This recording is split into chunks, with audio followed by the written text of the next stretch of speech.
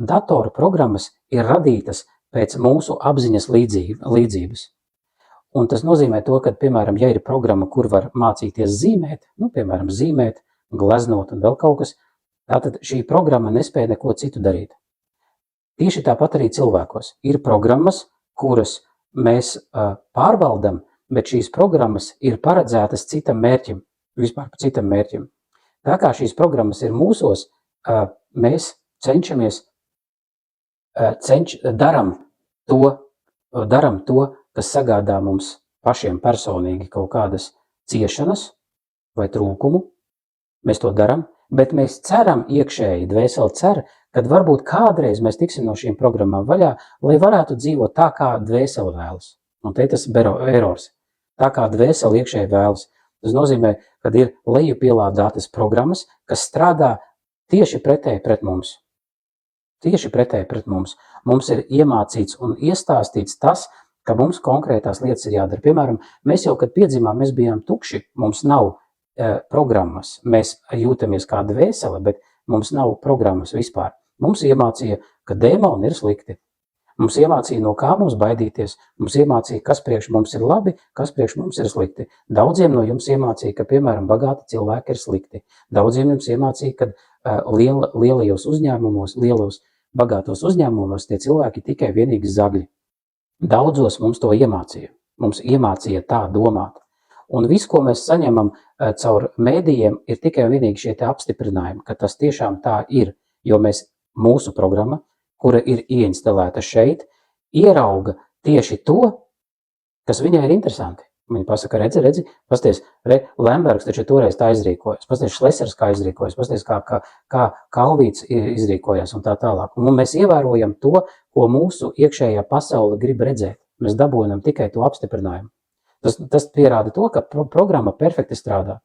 Iekšējā programma perfekti strādā, un šai te programmai gribās izpausties. Tātad, vienkārši sakot, mūs leju pielādēja iekšā tātad programmas, un mēs ar šīm programmām ejam pa šo dzīvi. Uz visām situācijām mēs skatāmies caur šīm programmām. Mums nav cita. Mums vispār nav nekā cita, caur ko skatīties.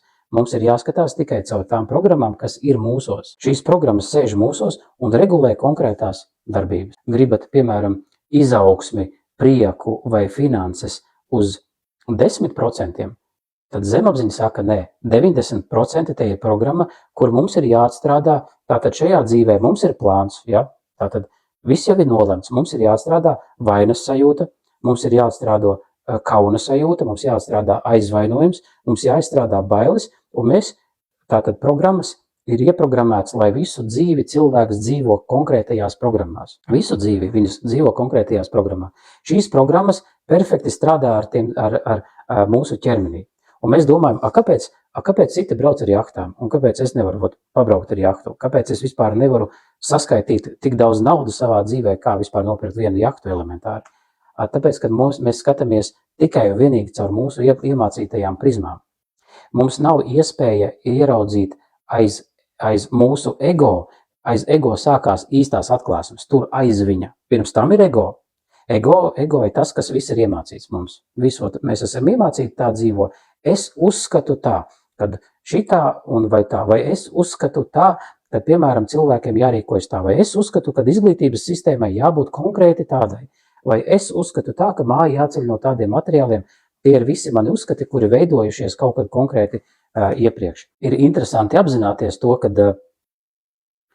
šīs programmas, kuras leju pielādētas, viņas strādā pret mums. Tie cilvēki, kas mums leju pielādēja šīs programmas, bija tuvākie cilvēki mūsu bērnībā. Šīs programmas mēs pārņēmām no mammas, tēva, omes vai no kaut kādas, auklītes visdrīzāk.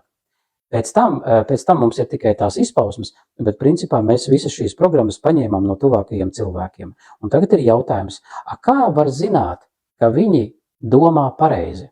Tētis, mamma, kā var mēs tagad zināt, ka viņi darīja pareizi, ka viņi domāja pareizi? Un absolūti visās terapijās, kurā es eju, mēs nonākam pie tā, ka izrādās mamma lejupielādēja programmas, tāpēc, kad viņai bija kaut kādas problēmas, emocionālās problēmas no viņas tēva, no mammas, un viņa bija Viņai ir programma, kad ir jāiznīcina vīrieši, piemēram, kas ir bieži vien. Viņa gribēja kontrolēt, būt spēcīgāka, viņa piesaistīja vāju vīrieti, un šo vājo vīrieti viņa darīja tā, šī programma, lai viņa principā iznīcinātu. Un tā tālāk. To visu paralēli lejupielādēja šim bērnam, kurš aug un uzņem precīzi šīs programmas. Viņš uzņem tīs programmas tā, viņš neanalizē, vai tas man ir labi vai slikti. Viņš vienkārši uzņem sevī šīs programmas un uzņem tai skaitā bailes, žēlošanu, vainas sajūtu, kaunas sajūtu un dažādas citas destruktīvas programmas. Ar šīm programmām viņš iet pa dzīvi un vēlāk viņš domā, kaut kā te neiet šī dzīve mums te. Kaut kā tas grūti sasniedzās mērķi, un tad ir vēl tāds moments, kad apkārt jau ir tādi paši cilvēki, kuriem ir līdzīgas programmas lejupielādētas. Būtībā latvieši ir spēcīgi pakļauti šai te videi, veidota jau DNS līmenī kā verdziska vide. Verdziska vide, kur ir jāpakļaujās, kur tev kā latvietim tad tev jāklanās krievam, tad tev jāklanās vācietim, tad tev vēl kaut kas, jo mēs esam maza tauta, un mums šis verdziskums ir iegājies ļoti, ļoti dziļi iekšā ķermenī, pašā tā kā iesūcies. Šī vide, šī trauma, kā tas viss rodās, trauma veidojās jau no vecākiem pārliekās bērniem.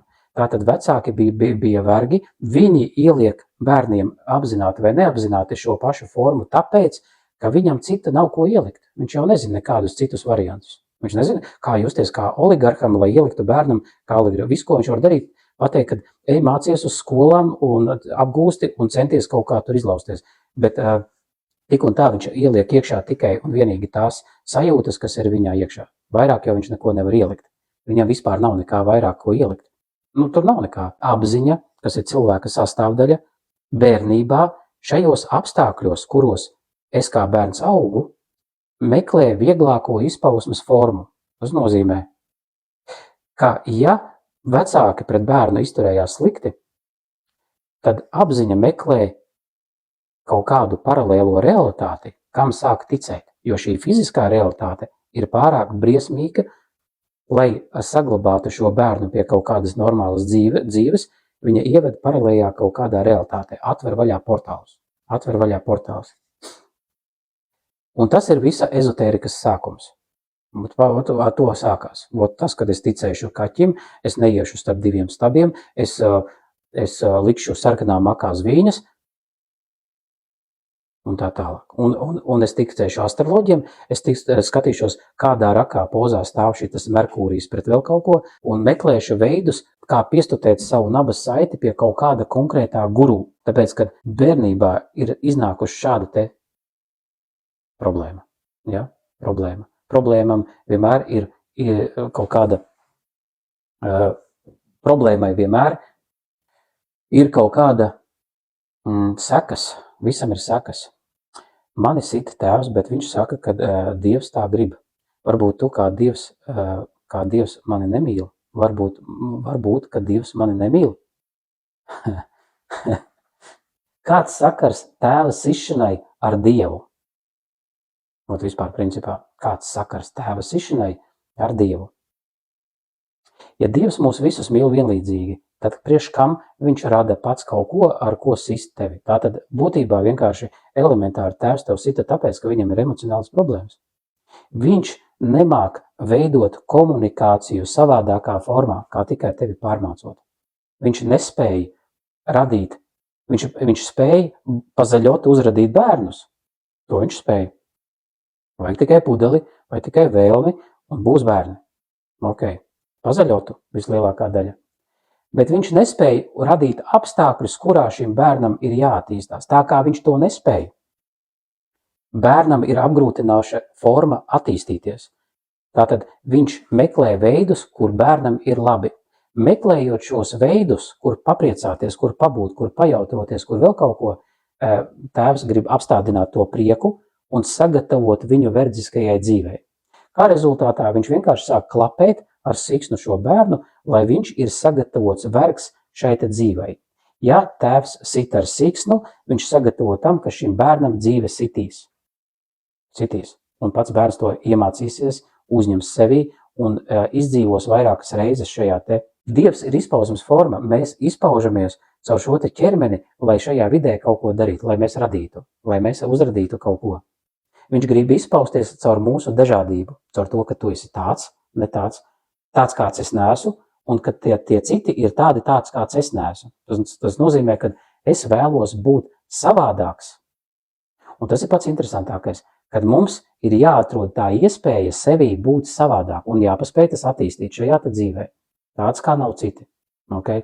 Ja tu esi ezotēriķis, kurš meditē tā kā visi citi un runā manifestus tā kā visi citi, visdrīzāk tu esi pārņēmis programmu no kāda cita, kāds cits ir ierāvis iekšā tevi savā realitātē. Tas nozīmē, Dievs grib sadarboties un lejupielādīt enerģiju tajos cilvēkos, kuri ir unikāli, kuri iet pret straumi, kuri ir varonīgi vai kuri ir spēcīgi. Mēs jau esam 5. civilizācija. Tātad iepriekšējās civilizācijas aizdzīvojās tik tālu, ka salaida visu dēlī. Un nācās pārstartēt visu no jauna. Te mēs varam redzēt dažādās pasaules vietās, gan Eiropā, gan Krievijā, gan Amerikā, vietas, kur tas liecina par citām iepriekšējām civilizācijām. Ja? Kur ir Dievs? Dievs ir molekula, kas ir viss ir apkārt. Tas ir Dievs. Tas ir tas, kas ir uzradīts. Tas, kas ir uzradīts. Tas, kas ir viss šeit, tas ir viss Dievs. Un mēs tā sastāvdaļa kaut ko radam. Mums ir iespēja kaut ko radīt. Tu šajā dzīvē neesi ķieģeļa molekula, tu esi cilvēka molekula. Šajā vidē tu kaut ko vari darīt. Ja? Un pats lielākais pārkāpums ir pret Dievu, kad mēs pieņemam lēmumu ignorēt to un neko nedarīt. Tātad baidīties, pakļauties dažādiem veidiem, kā nedarīt. Visas tās bailes un visas šīs te kauna sajūtas, vainas sajūtas, aizvainojuma sajūtas ir demoniskas būtnes, kas kontrolē ķermeni, lai kontrolētu konkrēto cilvēku. Ja viņš iziesīs konkrētās mācības, tās izpausmes pazudīs. Ja viņš būs pietiekoši varonīgs, tāpat arī reliģija. Kādā laikā reliģija bija ļoti noderīga, jo viņa ļāva cilvēcei attīstīties. Cilvēcei iet uz priekšu, šī reliģija veda cilvēkus aiz rociņām, kā mamma bērniņus, un pateica, dariet tā. Ticiet 10 noteikumiem. Šiem 10 noteikumiem bija jātic. Ok, visi pamāja ar galvu, ok, mēs pakļaujamies šim tornim, šim reliģijam, šim karogam, un mēs tagad daram tā. Tagad nav tādas tik aktuālas. Tagad ir, kā teikt, fermas. Uz pasaules ir šīs vairāk kā 190 fermas, kuras sauc par valstīm, kurā izaudzē cilvēkus un kāds augšā kontrolē šos cilvēkus. Tu radi pats? Jā, mēs esam tie, kas mēs radam. Mēs radam. Tātad mēs šajā te vidē ar savu izpausmi, domu, omu un apziņu, mēs kaut ko varam uzradīt. Un tie cilvēki, kas ir bijuši varonīgi un spēj radīt kaut ko unikālu, kā piemēram, Tesla, Steve's Jobs kaut kādus iPhones, vai vienalga kaut kādā gatarī specifiskas kaut kādas lietas, kaut kādas jaunas nebijas lietas, tātad viņi uzkrāja tos cilvēkus, kas viņiem tic, un viņu realitāte paliek lielāka. Viņi paliek nozīmīgi. Tur, kur ir uzmanība, tur ir enerģija. Un tagad ir jautājums absolūti visiem, kas ir čatā. Ja jūs atrodaties cita veidotajā realitātē, kas notiek ar jūsu realitāti? Tad tu neesi ticīgs. Ticīgs kam? Kam to vajag, ko rada Tesla? Tas ir nepieciešams, tas ir svarīgs evolūcijas posms. Cilvēce virzās uz priekšu savā evolūcijas posmā. Cilvēce, mūsu paudze, ir bijusi viduslaika posmā. Ir bijusi posmā, kad ir ciltis, bet šobrīd mūsu paudze, 5. civilizācija, ir visaugstākajā attīstības stāvoklī. Kad mums ir sistēma, kad mēs varam mierīgi, bez aizsarga mehānismiem iziet uz ielas. Viduslaikos tā nebija. Jūs varēja vienkārši, īstenībā, ja mēs pat atceramies, tie, kas atcerās 90. gadus, bija rajoni, piemēram, turpat Jelgavā vai Rīgā, bija rajoni, kur nebija pārāk droši pa tumšo laiku staigāt. Tātad cilvēces uzdevums ir uzlabot visu laiku cilvēcei šo te vidi, kurā mēs dzīvojam. Tas nozīmē to, ka katrs, kas rada kaut ko, kas palīdz, piemēram, tā pati Tesla, kura attīstās ar to, kad viņa, piemēram, klusi braukā pa pilsētām, tad tas nozīmē to, ka cilvēkiem ir iespēja mierīgāk gulēt. Tātad tas ir sākums kaut kam tādam, kad satiksme neradīs tik lielas skaņas, kā, piemēram, viņa rada tagad. izplūdes gāzes un skaņas, kad Rīgas centrā attaisa savu dzīvokli, kurš maksā 500 000 un elpo visus tos izplūdes gāzes principā. Tas nozīmē, ka cilvēki rada kaut kādu evolūcijas posmu. Ezotēriķi atkal neko negrib radīt. Viņi grib sēdēt un gaidīt laiku, kad kāds cits kaut ko uzradīs, kad nolaidīsies no zemes, no augšas jupiterieši, sakārtos visu viņa vietā, un viņi tagad tā kā karaļi varēs to izmantot. Un tā ir ezotērika. Viņi neapzinās to, ka kādam ir jāiet iekšā šī sistēma, un šī sistēma jātransformē. Tas ir kā liels kuģis, kur jāveic pastāvīgas visādas izmaiņas. Tā ir radīšana. Tas ir evolūcijas posms, kurā mums ir jāpiedalās. Tas ir mūsu pienākums to izdarīt. Katram sava realitāte. Kam spēcīgāka, tā labāk darbojas. Tieši tā. Katram sava realitāte. Un katrs ar savu realitāti šajā lielajā kuģī, ko sauc par cilvēci, mēs varam radīt gan mākslas darbus, gan mašīnas, gan tehniku, gan dažādas iekārtas, gan dažādas apkuras sistēmas, gan dažādas kaut kādas izpausmes formas, lai cilvēks varētu šajā vidē justies labāk un labāk. Ja mēs atskatāmies gadus 40 atpakaļ, mums mājā pelēkā vide bija standarts. Tātad pelēka, garlaicīga vide, kur nebija iespējas tik daudz izklaidēm. Ja tiem, kam bija tādas iespējas, tas bija ļoti dārgi, bet pārsvarā lielākā daļa sēdēja govīm pie astes, vāca sienu un smagi strādāja. Tā bija realitāte 40 gadus atpakaļ. Mēs esam piedzimuši vergu ģimenē. Mums ir lejupielādētas, ieprogrammētas tās darbības, ka mums caur smagumu, caur grūtībām, kā saka krieviski, poti krovju visu darīt. Ja? Tā, lai tu strādā, kamēr tu jūti mutē asins garšu. Tas ir tā vide, kur mēs augām. Man pat auto nevajag. Ļoti labi, ja tev nevajag auto. Ļoti labi. Ne visiem vajag auto. Foršākā forma, ko mēs šeit sasniedzam, ir gandarījums par to, ka mums ir kaut kas izdevies. Pat gandarījumu mēs varam saņemt caur otru cilvēku. Mēs paši izjūtam gandarījumu, un to apstiprina arī pārējie cilvēki. Jā, super, tu izgudroji Teslu, jā, super, tu izgudroji iPhone, jā, super, tu uztaisīji firmu un apgrozīji 500 000, jā, super, tu izdarīji to vēl kaut ko. Tā rezultātā cilvēks saņem to gandarījumu. Tas nozīmē to, ka viņš ir pietiekoši spēcīgs, lai šajā evolūcijas posmā uzradītu izmaiņas. Izmaiņas ir pretestība entropijas likumā. Izmaiņas, tas ir pretestība visa sabrukšanā. Okay? Bet ja mākslīgais intelekts paliks par mums gudrāks, un mēs iznāc. Lai ne tev nav jāuztraucās par mākslīgo intelektu.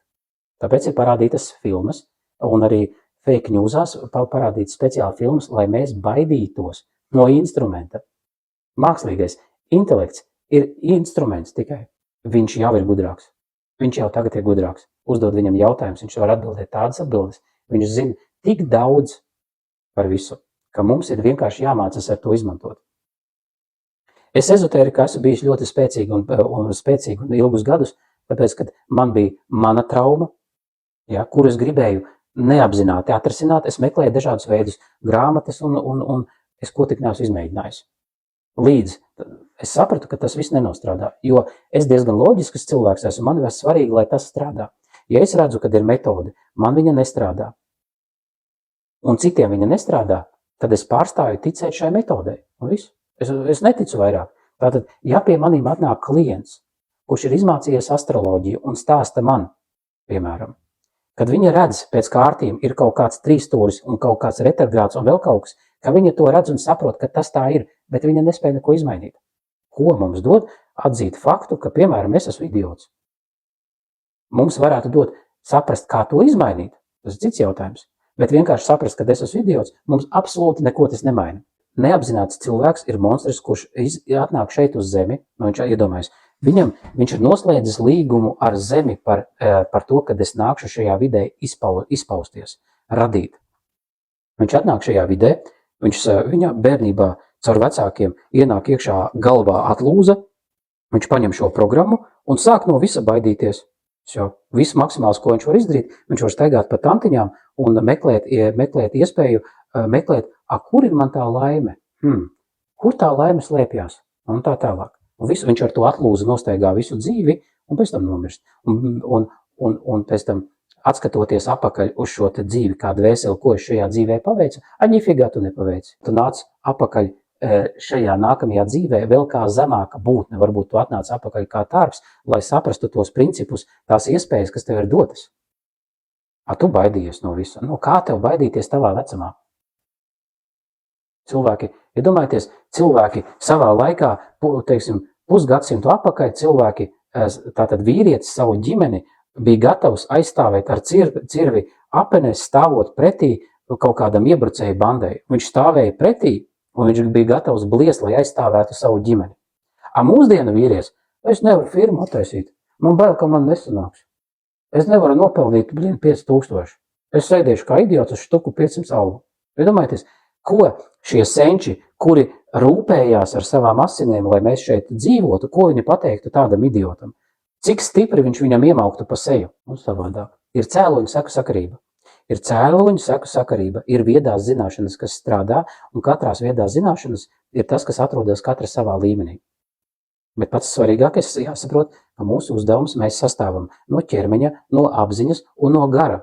Lai ķermenis un gars varētu izpausties, mums ir jāatbrīvo savs ķermenis. Kā atbrīvot savu ķermeni šajā vidē? Jānopelna nauda. Nē, ezotērikā nauda ir slikta. Nē. Naudu radīja sātans. To nevar darīt. Nē. Labāk pameditēsim. Es teicu, katrs dara tās lietas tā, lai sasniegtu kaut kādu konkrēto mērķi. Ja mēs to daram apzināti, mēs saprotam, kāpēc mēs to visu daram. Kāpēc mēs to visu daram? Neapzinātie cilvēki, viņi vienkārši aizstāv savas programmas. Tāpēc viņi dara to, piekrīt tam, akceptē šito, lai mēs aizstāvētu savas programmas. Tās, kas mums bērnībā bija ieliktas. Tātad aizstāvēt, man katru dienu praktiski cilvēki, klienti aizstāv savas programmas līdz brīžiem, kad es viņam šito te parādu to pret viņu, un viņš saprot, jā. Līdz brīdim, ka viņi to nav ieraudzījuši, viņi pat neapzinās un nesaprot.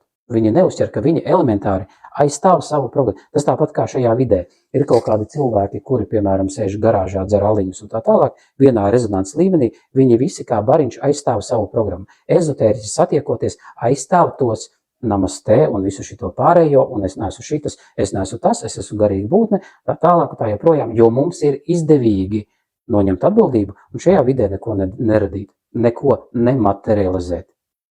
Kaut ko, kas šajā vidē būtu izdevīgi. Līdz ar to mans mērķis ir izglābt šo citiem. Protams, ka es neesmu izdevīgs, bet mans mērķis ir palīdzēt, lai viņi saprot, ka ir kaut kas vairāk, kad ir nākamais steps aiz ezotērikas. Jāvirzās tālāk uz priekšu. Kādēļ tev ir izdevīgi tā domāt? Mums zemapziņā, piemēram, stāsts, kad kaut kāds, es nezinu, šodien klients. Cilvēks attiecībās nodzīvo 30 gadus. Viņš šajās attiecībās jūtas izdedzis, viņš jūtas, ka viņš visu laiku pakalpo. Kā rezultātā viņš nesaprot, no kurienes tas viss ir radies. Zemapziņa atveda atpakaļ uz brīdi, kad viņš piedzima, kad viņš bija ietīts autiņos. Viņš gulēja kā bērns zils ietīts autiņos. Viņš bija vēderā, varēja kustēties, viņš ietīts autiņos, viņš pēkšņi ir ierobežots visās izpausmēs. Viņš pieņem sevī pārliecību, kā šī vide ir par to, kad es esmu ietīts autiņos. Un viss. Tātad, tā rezultātā es eju iekšā attiecībās, kurās, manuprāt, kontroli uzņemsies otrs cilvēks. Es būšu tikai, kas plūdīs līdzi, tātad otrs noteiks, kā man justies, kā man dzīvot, un tā tālāk un tā joprojām. Vienmēr ir cēloņu seku sakarība. Vienmēr ir pirmie vārdi, kurus mēs šajā dzīvē esam dzirdējuši. Kā jau es teicu, ka, piemēram, mums iemāca, ka dēmons ir slikts. Mums iemāca, ka Buda ir labs, mēs to iegūstam caur acīm, ausīm, mums to izstāsta, mums atsūta, mums parāda filmiņas, mums iedod grāmatiņas, un mēs absolūti visam tam noticam. Un tāpēc šajā vidē ir cilvēki, kuri nopērk mikrofonus un atkārto to, ko ir izlasījuši grāmatā. Tad, kad tu sāc kaut ko ņemt ārā no sevis, cilvēks saka, nafik, tu esi kaut kāds sektants, tu kaut kā savādāk domā. Tev jādomā kā visi ezotēriķi, ot šitā jādomā. Tā kā tu domā, nē, tu esi sektants, tu esi narkomāns, jo es nevaru nekam piekrist. Ir cilvēki, kuri kaut ko rada. Piemēram, Edvards kaut ko rada savu. Kādas man ir tiesības ielīst viņa radītajā realitātē, jo tur var būt apakšā visādi forši mērķi, kuri radīs kaut ko tādu, ko es neradīšu. Kāda caur maniem tekstiem, citreiz varbūt brutāliem, citreiz varbūt tiešiem, to informāciju, šī informācija, ko es raidu caur savu muti, testē tos cilvēkus pret viņiem. Vai nu viņiem ieslēdzās šaubas par to, kas ir viņi paši, vai nu neieslēdzās. Tas ir tests, ko es raidu. Es ar savu tekstu notestēju, kas ir viņš pats. Viņi var nostiprināt savas pozīcijas ar šo te visu, kļūt spēcīgāki, un varbūt viņam ienāks jaunas atziņas par to, kā rīkoties, kā visu darīt. Cik daudz uzņēmēji nespēja ielikt iekšā postus. Vispār viņiem bail ielikt postus, bail ielikt savu seju telefonā. Ja? Un vecā kaluma uzņēmēji tagad iet uz rietu, tagad 90. gadu uzņēmējiem ir tagad rieta laiks, tāpēc, kad viņi dzīvo uz veciem lauriem. Viņi tagad ir jau nokavējuši to attīstības posmu, kad bija jāgulda iekšā sevī. Bija jāattīsta savas runas spējas, savas bailes bija jāpārvar, liekot iekšā postus, lai varētu pastāstīt par savu produktu, par kompāniju, par savu ražošanu, par visu to procesu. Un tagad lielas ražošanas, te netālu pāri laukam ražošanas uzņēmums, kas 40 gadus eksportēja mājas uz Dāniju, tagad stāv tukši, jo ir bankrutējis.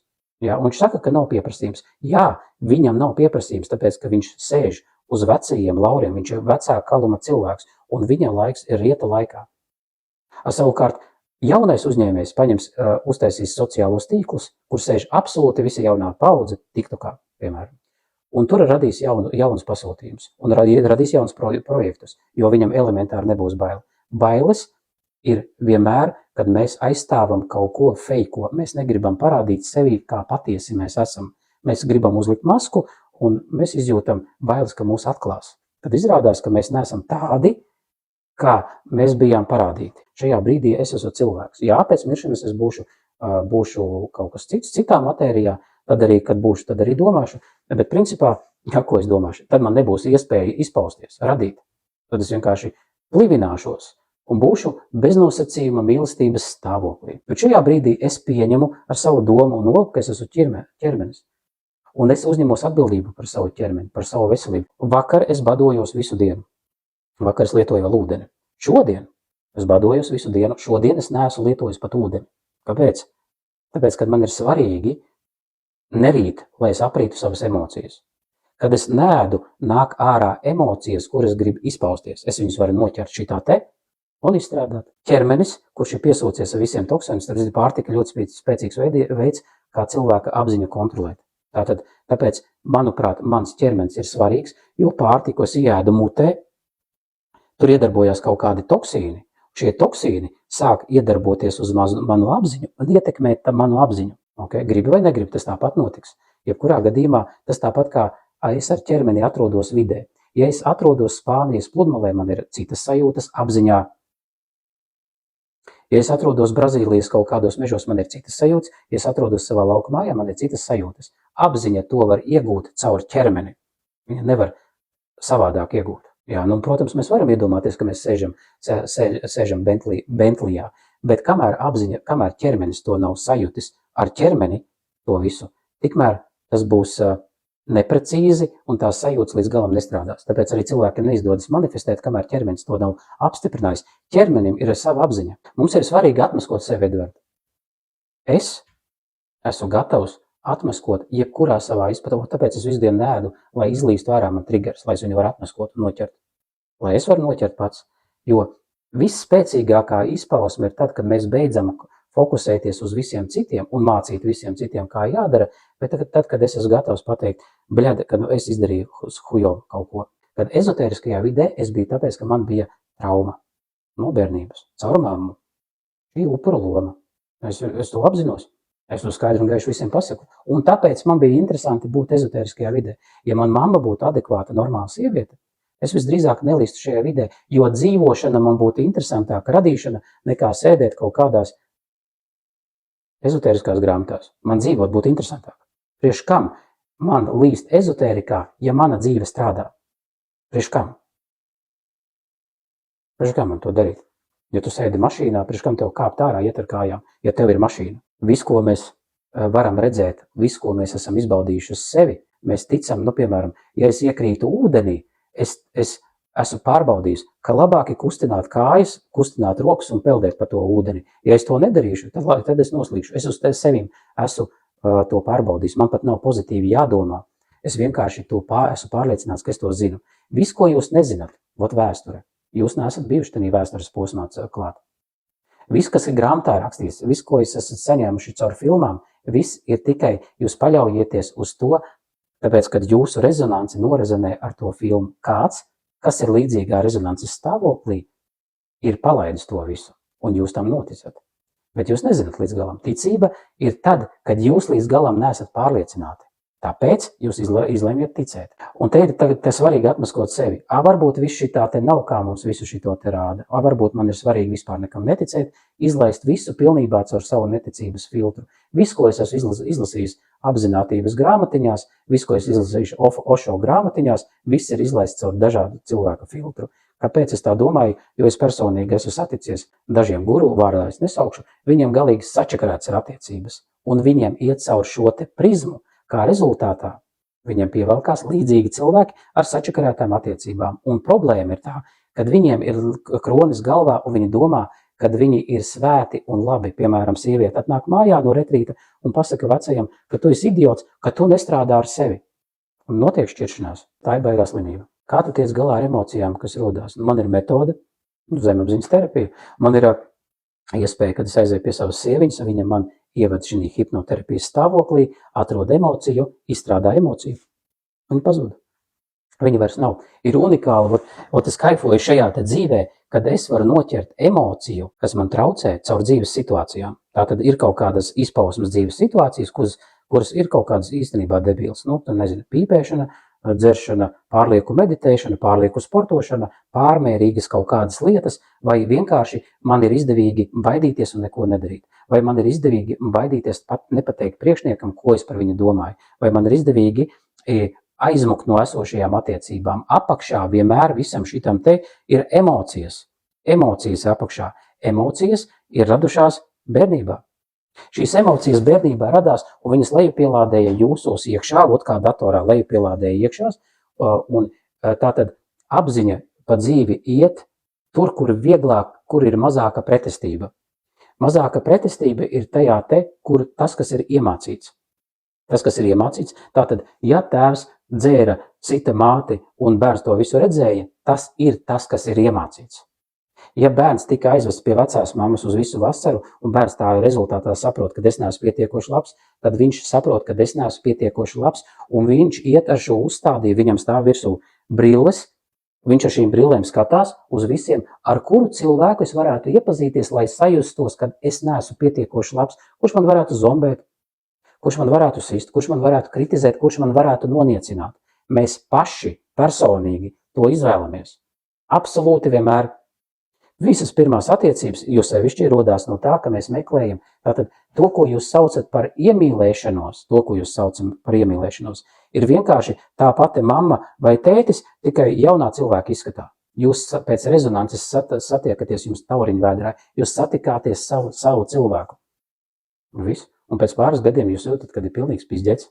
Tāpēc, ka jūsu ģimenē bija pilnīgs pizdzets. Jūsu ģimenē tēva un mātes attiecības bija pizdzets, un no tā pizdzets radāties jūs, un rodās traumas. Un tā rezultātā cēloņu sakarības rodās ezotērika. Mēs tagad visi esam, it sevišķi Latvijā. Ja? Es te strādāju vienu cilvēku no Francijas, viņš ir latvietis, dzīvots Francijā, viņš dzīvo kopā ar francūzieti. Viņiem nav tik izteikti ezotērika, starp citu. Viņi tik ļoti neiet tajā iekšā, tāpēc, ka viņi nav tik traumēti kā latvieši. Mums jāapzinās, ka mēs esam traumēta tauta. Kvadrātā. Mums jau sevišķi nepieciešama palīdzība. Man ir izdevīgi tā domāt, lai es uzņemtos 100% atbildi. Man tā ir izdevīgi tā domāt. Kā jau teicu, cilvēks sastāv, vienalga kā to cilvēks definē, tie ir tikai vārdi. Tie ir visi tikai vārdi. Dvēsele, gars vai vēl kaut kas. Ja? Katrs to saprot pa savam, katrs to jūt pa savam. Ja, ja es jūtu, kad mans gars grib izpausties, tā rezultātā viņš izmanto apziņu un izmanto ķermeni, ko viņš uztver kā tas esmu es. Starp citu, interesanta lieta, kad retrītos, tādos spēcīgos retrītos, kad tu esi eņu retrītos, tu noķer dēmonus, kuri domā, ka tu esi tas, kad viņam pieder šis ķermenis. Izrādās, tas ir dēmons. Ir viens retrīts bija, kur izņēma ārā no cilvēka dēmonu, un viņam no sākuma no jauna bija jāmācās kustināt pirksti, celt roka, jo viņa apziņa, tātad viņa būtība, iekšā viņa apziņa bija tikai uz 2-3%. Viņš tā visu dzīvi nodzīvoja. Kad izņēma ārā, viņam pa jaunu bija vispār pa jaunu viss jādara. Tā kā dēmoniem nejokojiet. Visinteresantākais tas, ka dēmoni ir viltīgi. ļoti viltīgi. Viņi slēpjās aiz gaišām būtnēm, ar gaišiem krekliem, ar gaišiem namastē un visiem šitiem te, lai varētu no viņiem sūkt enerģiju. Tā ir vienmēr enerģija. Zini, kā tas ir? Tad, kad tu nezini, kā justies brīvam, tad, kad tu nezinies, tad savu verdzisko nebrīves stāvokli ar pastāvīgo saspringumu, tu uztver, ka tā ir mana esošā norma un tā ir mana laime, tā ir mana dzīve. Īstenībā vienkārši demons pielicis savu trubiņu un pumpē tev ārā enerģiju. Un visu. Un visu dzīvi. Kamēr to ķieksies? Kamēr mēs būsim, vienīgais veids, kā to pārtraukt, ir atmaskot sevi. Jo tu atmasko tādu iekšējie dēmoni. Nevis citus, bet sevi. Sevi, visu un visu sevi. Kāpēc man tas ir izdevīgi? Kāpēc šitas ir izdevīgi? Un tā tālāk. Tāpēc man ir izdevīgi šajā evolūcijas posmā latviešu tautā atstāt kaut ko paliekošu. Lai būtu kaut kas paliekošs, latviešu tautai ir jāizdziedinās, jāiziet ārā no ezotēriskā murga un jāsāk rīkoties ar kaut ko radīt. Realitāte, fiziskajā realitātē ir kaut kas jārada. Tā kā viņi visi ir iesēdušies šajā te, es tev uztaisīšu taro, tu man astroloģiju, tu man pameditē, es tev pameditēšu uz kā. Tā tālāk šajā te visā darbošanās, civilizācijas izpratnē, tātad tuneļa gaismā nav projektēta gaisma. Nekas nerodas no tā visa. Nekas nav. Nav. Nulle. Nav nekā. Kā es to biju, es esmu bijis ezotērikā. Mēs esam viens vesels. Mums ir būtiski kā daļiņai dot kaut ko, lai pārējā daļa kļūtu veselāka, apzinātāka, un vienīgais veids to darīt ar savu piemēru. Ja es reklamēju to, kad es esmu baigudrais, es esmu krūtaks, bet neskapēc es esmu vienistabas dzīvoklī, neskapēc man nav attiecības, neskapēc es nezinu, kā nopelnīt naudu, neskapēc es nevaru atļauties aizbraukt, tad es reklamēju savu dzīves formu. Un pārējie kuri viņam tic, viņi atslāpst. Man arī vienistabas dzīvoklis. Čilā. Ko mums vairāk vajag? Mums taču neko nevajag, dzīvojam tik nost. Es zinu par emocijām, es pati mēģinu tagad atbrīvoties no uzstādījumiem, meklēju metodas.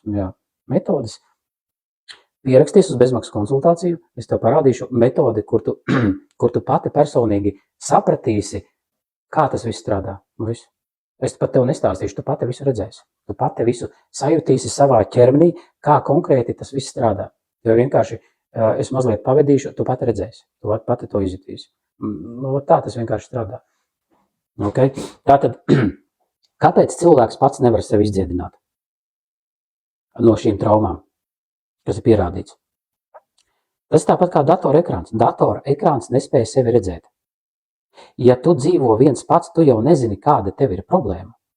Tu jau, piemēram, ja tu audz un tu redzi, ka tev uz ādas parādās psoriāze, un ja tu redzi, ka apkārt visiem pārējiem arī ir psoriāze, tu uztver to kā normu.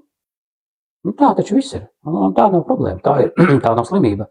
Bet tad, kad tu redzi, kad ir cilvēki, kuri dzīvo bez psoriāzes, tā rezultātā tu saproti, ka tev ir kaut kāda problēma. Tāpat arī ar sajūtām. Precīzi strādā tāpat, lai tu saprastu savu problēmu, kas esi tu pati.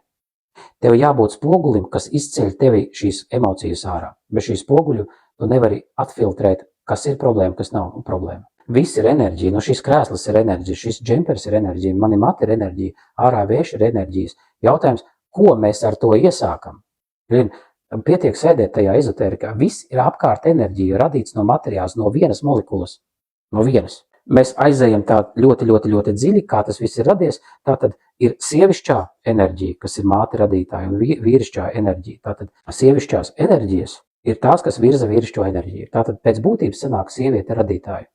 Ja? Tie, kas varbūt ir pētījuši stāstu, piemēram, Ieva bija pirmais cilvēks uz zemes. Pēc tam viņa palūdza, lai uzrodās Ādams, kuru viņa izaudzināja, un viņš aizgāja pie kaut kādas citas sievietes, neatceros vārdu. Kaut kāds tur murgs notika. Bet principā sieviete radītāja. Sieviete, tāpēc bieži saka mātes zeme. Tā ir sievišķā radīšana, sievišķā enerģija.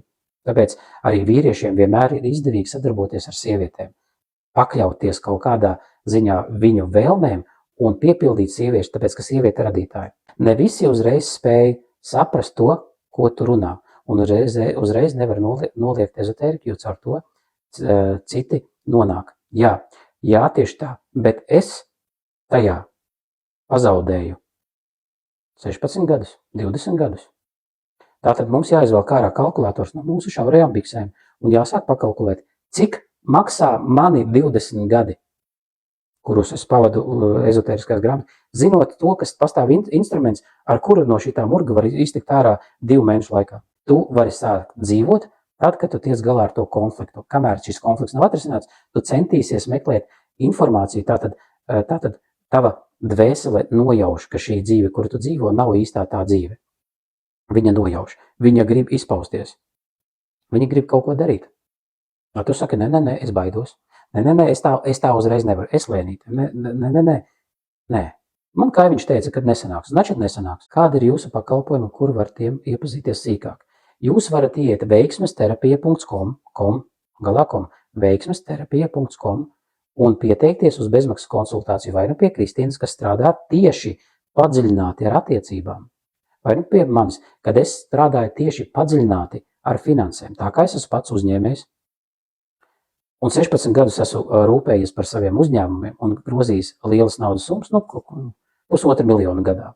Un pelnījis attiecīgās, man ir tā izpratne caur šiem zemapziņas instrumentiem, no kādiem emocionāliem blokiem čalim ir jāatbrīvojās, lai viņš, bračka, varētu nopelnīt 2-3 mēnešos, lai viņš varētu sākt virzīties uz to, lai viņš varētu, teiksim, kaut ko pelnīt. Vismaz ir tā, tie klienti, kas man bija gadu atpakaļ, viņiem tas ir tā, bērnībā jūsu emocionālais stāvoklis ir uzmanifestējis to, ka jūs esat šajā mirklī, šeit un tagad.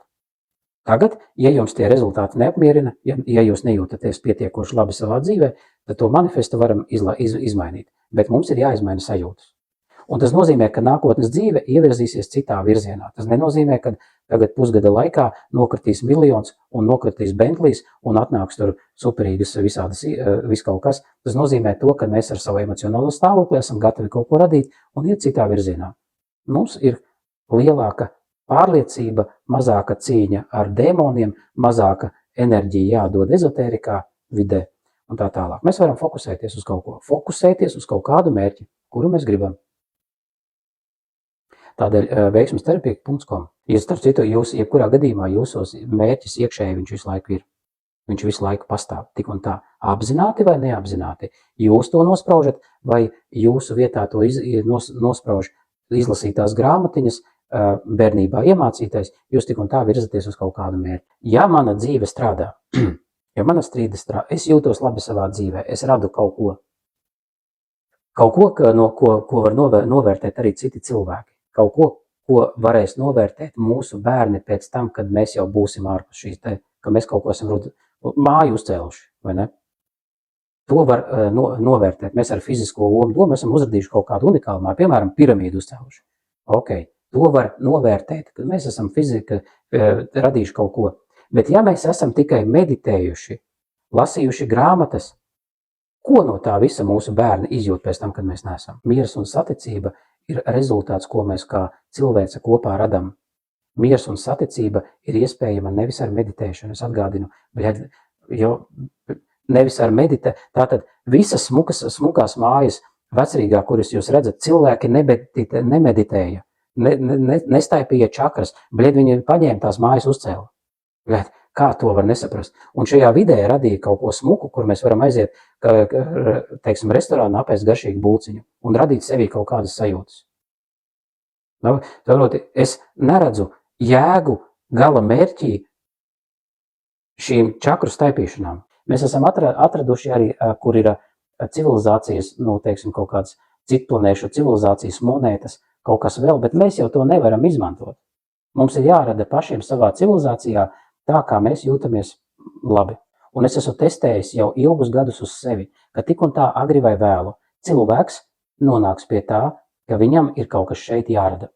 Kaut kas, ar ko var lepoties viņa bērni, ar ko var lepoties šis evolūcijas posms. Tas nozīmē, ka mums ir jāatgriežas bērnībā, jāsaprot, kur mēs esam izmainījuši pārliecības, kur mēs esam atdevuši savu ticību kaut kam, kas mums šodien nestrādā, kas mums traucē šajā fiziskajā realitātē radīt kaut ko mums svarīgu. Un līdz ar to civilizācijai svarīgu. Todēļ kā uzcelt pieminekli. Labi, ne visiem nevajag pieminekli, bet lai tavi bērni atcerēties, jā, mans tēvs, viņš viņš izdarīja kaut ko tādu, un jūs to visu varat aiziet tur pie tās ielas un apskatīt. Jā, mans tēvs to izdarīja. Jā. Vai mans tēvs izdarīja kaut ko tādu, kā rezultātā ir šis vai tas. Un tā tālāk, jebkās programma, jauna ideoloģija, jauna reliģija, starp citu. Tātad tagad top jaunā reliģija, mikomisticizms, ļoti spēcīga reliģija, kura būs saistīta ar augiem skolotājiem. Tur cilvēki ēdīs sēnes un attīrīs sevi tādā plānā līdz tādam līmenim, ka dabūs informāciju, to savienojumu. Un mēs esam bioroboti, un mēs domājām kā bioroboti. Mēs domājam, ka mēs esam unikāli.